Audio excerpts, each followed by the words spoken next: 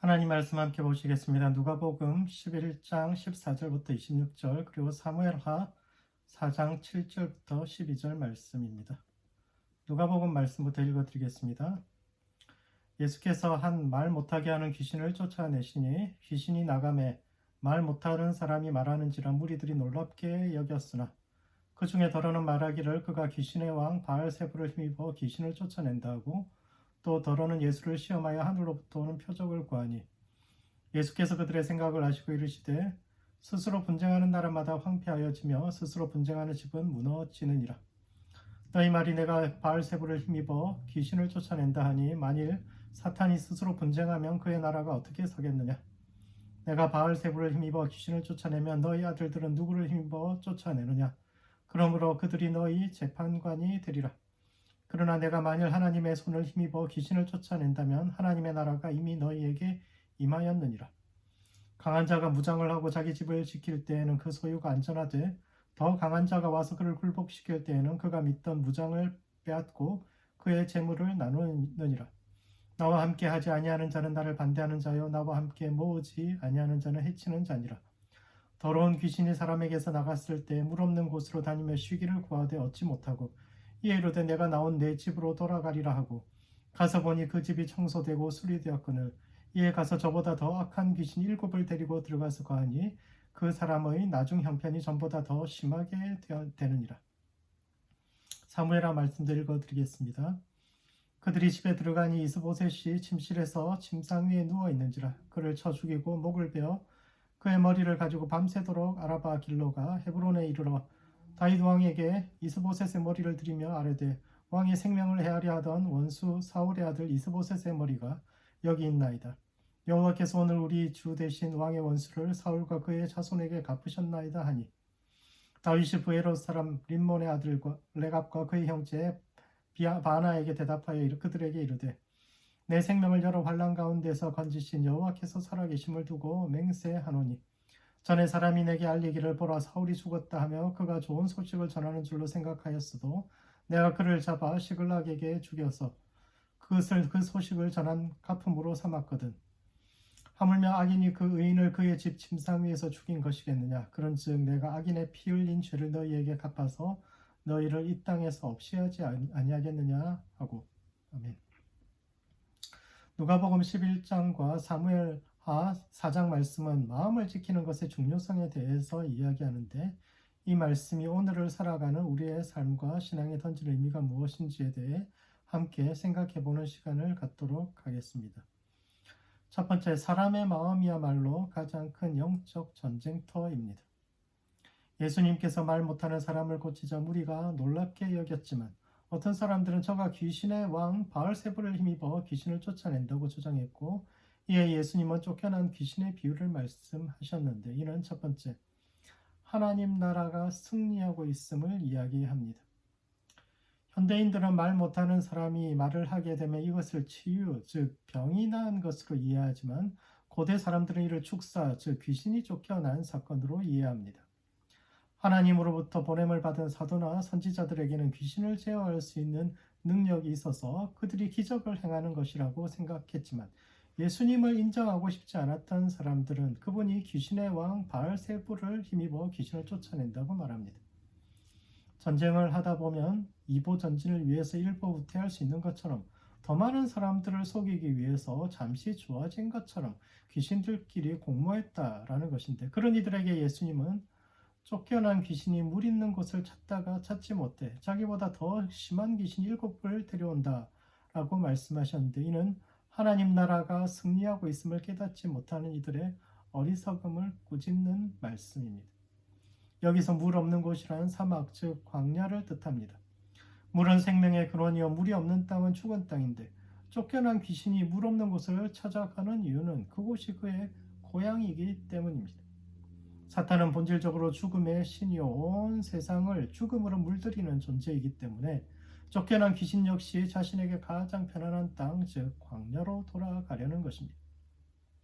그런데 그가 아무리 찾아다녀봐도 물 없는 땅이 존재하지 않는데 이는 온 세상에 생명이 넘치고 있다는 뜻입니다. 사실 이스라엘은 사막 한가운데 세워진 나라이기 때문에 마을에서 조금만 나가도 물 없는 곳이 흔하게 있습니다. 그런 땅에서 태어났기 때문에 그들은 사막화되어가는 세상을 보면서 온 세상이 죽음에 사로잡혀 이제 죽음을 향해서 가는 중이고, 자신들은 그 생명의 땅을 지키는, 인간 세계를 지키는 마지막 수호자요. 하나님의 말씀은 생명을 살리고 세상을 지키는 물과 같다고 비유하는 데 너무 익숙해져 있었습니다. 그런데 쫓겨난 귀신이 더 이상 물 없는 땅, 즉 죽음의 땅을 발견하지 못했다는 것은 우리도 모르는 사이에 세상이 점점 생명의 땅으로 변해가고 있다는 겁니다. 귀신은 믿는 성도들보다 더 정확하게 영적 본질을 깨닫고 있는데, 이 땅에서 하나님 나라는 이미 승리하고 있다는 것입니다. 이 이야기에서 예수님을 비판하는 사람들은 스스로를 세상을 지키고 하나님의 도를 지키는 수호자, 마지막 수호자들로 여기지만 그들의 세계관은 패배하는 세계관입니다. 세상은 점점 악해져 가고 있고 죽음의 세력이 득세하는데, 자기들은 그럼에도 불구하고 마지막 보루를 지키면서 최후의 항전을 하고 있는 결사대로 생각하지만 예수님은 그렇지 않다는 겁니다. 하나님 나라는 패배하는 것이 아니라 승리하고 있으며, 사탄의 근거지인 죽음의 땅은 이미 파괴되어서 갈 데가 없어진 귀신들이 최후의 수단으로 택하는 것이 사람들의 마음에 들어가 마지막으로 농성하고 있는 겁니다. 신앙생활을 열심히 하는 사람들이 이런 오류에 빠질 수 있습니다. 예수님을 부인했던 사람들이 너무너무 신앙생활 열심히 하던 사람들입니다. 남들보다 더 열심히 봉사하고 남들 안 하려는 일 열심히 하면서 세상은 잘못되어 있지만 나는 바르게 살려고 열심히 노력하고 있다라는 자기의에 휩싸일 수 있는데, 그럴 필요 없습니다. 하나님의 나라는 승리하고 있으며 종전이 멀지 않았습니다. 쫓겨난 적의 잔당들은 최후의 저항을 하고 있는데 너무 비장한 신앙생활이 아니라 지금 여기에서 우리와 함께 하시는 하나님의 승리와 은혜를 누릴 수 있는 성도들 되시기 바랍니다. 두 번째, 최후의 전쟁터는 사람들의 마음입니다. 예수님은 자신을 비판하는 이들을 향해서 쫓겨난 귀신이 물 없는 곳을 찾다가 찾지 못해 돌아올 때는 자기보다 더 악한 귀신 7을 데리고 온다고 말했는데 왜 7 귀신일까요? 7은 완전한 수요, 엄청 많다라는 뜻으로 이해할 수도 있지만 아마도 그때 예수님을 비판했던 사람이 7일 겁니다. 사탄은 늘 물이 없는 땅, 즉 죽음의 땅에서 살며 사람들을 괴롭혀 왔는데 무엇보다도 이 세상을 사막화시키는 것이 사람의 마음입니다. 이 땅에 죽음을 불러오고 세상을 죽음의 공간으로 만드는 것은 자연이 아니라 사람입니다. 남들이 어찌되건 말건 내 욕심과 이익을 따라 사는 사람은 그 사람의 주변과 환경을 사막화시키고 죽음의 공간으로 만드는데, 이는 말 못하는 사람의 경우만 보아도 분명합니다. 말 못하는 사람의 인생은 어땠을까요? 단지 몸이 불편한 것이 아니라 마음까지도 병들어갑니다. 나는 왜 다른 사람들처럼 말도 못할까? 남들보다 더 특별하게 잘난 것을 원하는 것도 아니고 남들 하는 만큼만 그렇게 살았으면 좋겠는데 평균도 안 되는 자기의 삶을 보면서 얼마나 고통스러운지 모릅니다. 뿐만 아니라 그의 장애는 가족들에게도 영향을 끼칩니다. 지금이야 장애를 가진 사람들에 대한 편견이 많이 사라졌지만 과거에는 그 사실을 꼭 숨기는 이들이 많았습니다. 그때는 마치 장애가 하늘의 벌이라도 되는 것처럼 불편한 몸을 수치스럽게 생각했고, 그것이 장애우들의 마음을 더욱 병들게 만들었습니다. 자신이 가족들에게, 이웃들에게 짐이 된다는 사실이 그들을 더욱 움츠러들고 고통스럽게 합니다. 이 땅에 온 모든 존재는 그 존재 자체로 환영받아야 하는데, 사탄은 사람들의 마음을 차지하고 비틀어서 그들의 인생을 죽음의 공간으로 만들어 갑니다. 그런 점에서 계시록에서 하나님의 군대와 사탄의 군대가 최후의 결전을 벌이는 장소가 무기토 평원, 즉 아마겟돈으로 표현되어 있는데, 이는 인간 마음의 또 다른 표현입니다. 인류 최후의 전쟁은 먼 훗날 이스라엘의 어느 평원에서 펼쳐지는 것이 아니라 지금 현재 이곳에서 우리의 생각과 사상을 두고 이미 벌어지고 있는 현상입니다. 사람을 소중히 여기고 생명을 살리는 문화가 번성하는가, 아니면 가진 것에 따라서 사람을 나누고 사람들의 마음을 황폐케 해서 죽음에 이르게 하는 문화가 번성해 가는가를 주의해서 살펴보아야 합니다. 세상 모든 만물은 하나님의 결정에 순종하지만 하나님의 형상을 따라 지음받은 사람은 창조주의 뜻에도 불순종할 수 있는 유일하게 자유로운 존재이기 때문에 사람은 지금도 사람들의 마음을 차지하기 위해서 고군분투하고 있는데, 그러므로 무엇보다도 마음을 지켜야 합니다.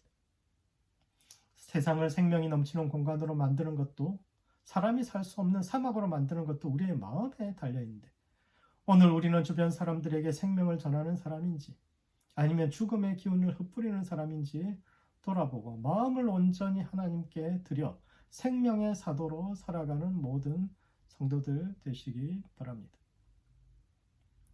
두 번째, 원칙을 지켜서 스스로의 삶을 가치 있게 만들어 가야 합니다. 사울 왕이 죽은 후에 이스라엘은 사울의 아들 이스보셋을 따르는 북쪽의 11지파와 다윗을 따르는 남쪽의 유다 지파로 나뉘어서 싸웠는데, 어느 날 이스보셋의 부하들이 왕을 죽이고 다윗에게 투항해 옵니다. 근데 다윗은 그들에게 상을 주기는커녕 오히려 벌을 주었는데, 이는 첫 번째, 기준을 가지고 살아야 합니다. 왜 그들은 이스보셋을 죽이고 다윗을 찾아왔을까요? 왜냐하면 그것이 옳다고 생각했기 때문입니다. 하나님의 백성이 남과 북으로 나뉘어서 싸우는 혼란의 시대를 하루라도 빨리 끝내고 다시 하나 되는 것이 하나님의 뜻이라고 생각했습니다. 그들은 대의를 위해 자신들이 악역을 감당했고 다윗이 그것을 알아주리라고 생각했지만, 오히려 다윗은 그들에게 벌을 내렸는데 왜 다윗은 그들을 받아들이지 않았을까요? 왜냐하면 그것이 옳지 않기 때문입니다. 다윗은 이스보셋의 죽음에 대해서 악인들이 의인을 죽였다라고 탄식했는데, 이는 이스보셋을 의인으로 지칭하는 것이 이는 이례적인 선언입니다. 일반적으로 두 세력이 싸우면 우리는 정의의 편이요 상대방은 악이라는 그렇게 명분을 세우는데, 다윗은 이스보셋을 악마화하지 않고 오히려 의인이었다고 이야기합니다. 다윗은 스스로를 절대적인 선이요 정의라고 주장하지 않는데, 이는 자기 자신을 성찰한다는 의미에서 철학적으로는 훌륭하지만 정치적으로는 매우 어리석은 주장입니다. 아마도 이스보셋을 죽인 사람들은 단독으로 이 일을 한 것이 아닐 겁니다. 이스보셋은 사울의 아들로서 정통성을 가지고 있었고 여전히 강력한 세력을 가지고 있었지만 유약하기 때문에 위기의 순간에 구심점 역할을 하지 못했고, 그를 대신해서 전권을 휘두르던 아브넬도 죽은 상황이기 때문에 침몰하는 배 위에서 뛰어내리는 사람들이 이미 많이 있었습니다. 그리고 그 사람들은 그 선발대격으로 다윗에게 먼저 투항해 왔고, 다윗이 만약 못 이긴 채 그들을 받아들였다면 나라의 통합은 훨씬 빠르게 그리고 부드럽게 이루어질 수 있었을 텐데, 다윗은 그렇게 하지 않습니다. 다윗은 그건 잘못될 것이다 이야기하는데, 이건 정치적으로 굉장히 어리석은 행동이죠. 다윗이 남부의 왕이 되었던 나이가 30인데, 오늘날의 30은 사회생활 갓 시작할 나이지만, 당시 30은 자식을 낳을 만한 나이요 인생의 쓴맛과 고통을 이해하는 나이입니다. 그 나이쯤 되면 인생이 마음먹은 대로 되지 않는다는 사실도 알고 때로는 타협도 할 줄 알아야 합니다. 젊을 때야 원칙을 고집하지만 나이 들수록 때로는 유연성도 발휘하고 하고 싶지 않은 일도 하면서 좋은 게 좋은 거라고 넘어갈 줄도 알아야 하는데, 다윗은 그 나이가 되어서도 여전히 무엇이 옳은 일인가, 하나님께서 이 일을 어떻게 바라보실 것인지를 질문하는데, 이것이 바로 다윗이 하나님의 마음에 합한 자라는 평가를 듣는 이유입니다. 고난은 사람을 성장시키기도 하지만 트라우마를 가져오기도 하는데, 다윗은 10여 년이 넘게 광야와 이방을 떠돌았습니다. 그 기간 동안 자기 나름대로는 열심히 하나님의 말씀을 마음에 두고 원칙을 지키며 살았지만 사람들이 그를 무시하고 배신했습니다. 그러나 그럼에도 불구하고 다윗은 여전히 자신의 마음을 지킵니다. 그는 늘 하나님은 내게 최선의 것을 주고 계신다.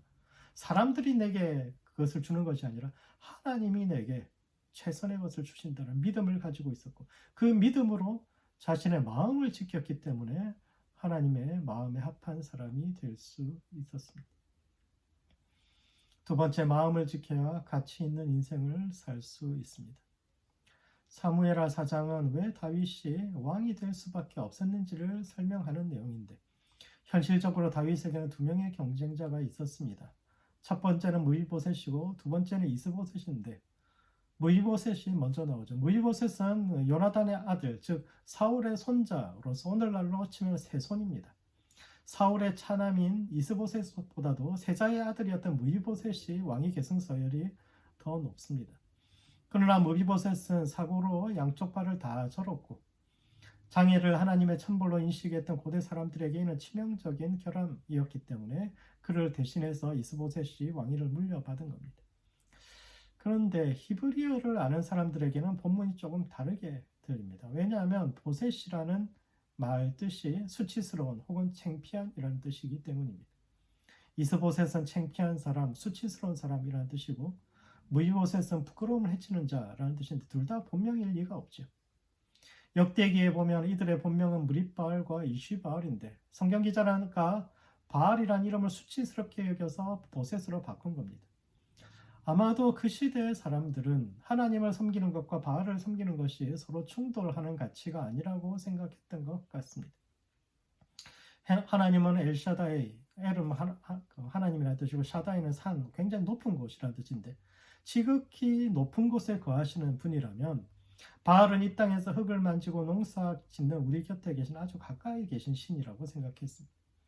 지극히 높으신 곳에 계시는 하나님은 먹고 사는 문제나 세속적인 문제를 물어보기엔 너무 수준이 높은 분이기 때문에 이 땅에 먹고 사는 문제에 대해서는 바알을 의지하는 것이 그렇게 나쁘지 않다라고 생각했지만 성경 기자들은 하나님과 바알은 함께 갈 수 없다고 생각했는데 왜냐하면 하나님은 좁은 문으로 들어가기를 요구하시는 반면 바알은 넓은 길로 다니기를 원하기 때문입니다. 사람은 누구나 가치 있는 인생을 살고자 합니다. 그런데 가치 있는 인생이란 어떤 것일까요? 경제학에서 가치는 희소성으로부터 나옵니다. 공기나 물은 그것이 없으면 사람이 살 수 없지만 굉장히 가치 있는, 가치상으로 따지면 가장 가치 있는 물건이지만 어디서나 쉽게 구할 수 있기 때문에 오히려 가치를 갖지 못하는 반면 금이나 다이아몬드는 그것 자체가 물보다 귀하기 때문이 아니라 쉽게 보기 힘들기 때문에 더 높은 가치를 지닙니다. 그렇다면 사람이 더 높은 가치를 지니기 위해서는 어떻게 해야 할까요? 마찬가지로 세상에서 흔하지 않은 사람이 되어야 하는데 흔하지 않은 사람은 좁은 문으로 들어가는 사람입니다. 과거 전문직이 드물었던 시절에는 사자 들어가는 직업을 가지면 더 가치 있는 사람이라고 생각했습니다. 다들 땀 흘리며 노동할 때 편하게 사무실에 앉아서 펜대에 굴리고도 더 많은 돈을 버는 사람들이 더 가치 있다고 생각했고 이런 생각은 오늘날에는 건물주가 되어서 노후 걱정 없이 살 수 있으면 더 가치 있는 사람처럼 보이기도 합니다. 그러나 돈이 있다고 더 가치 있는 사람이 될 수 있을까요? 인생 후반기에 남의 떡이 더 커 보인다고 가보지 못한 길에 대해서 미련을 가지고 새로운 일을 시작하거나 자신의 꿈을 자식에게 투영해서 그것을 통해서 자신의 인생을 보상받으려는 것으로는 가치 있는 인생을 만들지 못합니다. 오히려 가치 있는 인생이란 자기 마음을 지킨 사람, 즉 원칙을 가지고 지속적으로 좁은 문으로 들어갔던 사람들의 자부심으로부터 도달할 수 있는 영역입니다. 인생의 가치는 남이 만들어주는 것이 아니라 스스로 만들어가는 것인데 자신의 지난 삶에 대해서 당당할 수 있는 자부심이 없다면 다른 사람들도 그 사람의 가치를 인정하지 않는데 그러므로 마음을 지켜 스스로의 인생을 가치 있는 인생으로 만들어가는 성도들 되시기 바랍니다. 세상에서 정말 찾기 힘든 사람, 희소한 사람은 진짜 원칙을 지키는 그런 사람입니다. 가치 있는 인생은 돈이나 타인의 인정으로부터 오는 것이 아니라 내적 자부심으로부터 오는데 마음을 지키고 좁은 문으로 들어가 스스로의 삶을 가치 있게 만들어가는 모든 성도들 되시기 바랍니다. 말씀을 정리하겠습니다. 누가복음 11장과 사무엘하 4장은 마음의 중요성에 대해서 말하고 있는데 첫 번째, 사람의 마음이 가장 큰 영적 전쟁터입니다. 하나님의 나라는 패배하고 있는 것이 아니라 승리하고 있으며 사탄은 사람들의 마음을 마지막 근거지 삼아 최후의 항전을 하는 중인데 자신의 마음을 지켜 최후의 전쟁에서 승리하는 모든 성도들 되시기 바랍니다. 두 번째, 원칙을 지켜 스스로의 삶을 가치 있게 만들어 가야 합니다. 다윗은 스스로를 선으로 절대화하지 않고 평생 하나님의 의를 추구함으로써 그분의 마음에 합한 사람이 되었는데 말씀을 따라 좁은 문으로 들어가 스스로의 삶을 가치 있게 만들어가는 모든 성도들 되시기 바랍니다. 기도하시겠습니다. 기도하실 때는 먼저 마음을 지키는 성도 될 수 있도록 자신을 위해서 기도하시겠습니다. 패배주의에서 벗어나서 다가오는 하나님의 승리를 바라보며 기쁨 가운데 신앙생활하는 모든 성도가 될 수 있도록 자신을 위해서 기도하시고 두 번째는 원칙을 지키고 좁은 문으로 들어가 스스로의 인생을 가치 있게 만들어가는 성도와 교회 될 수 있도록 서로를 위해서 함께 기도하시겠습니다.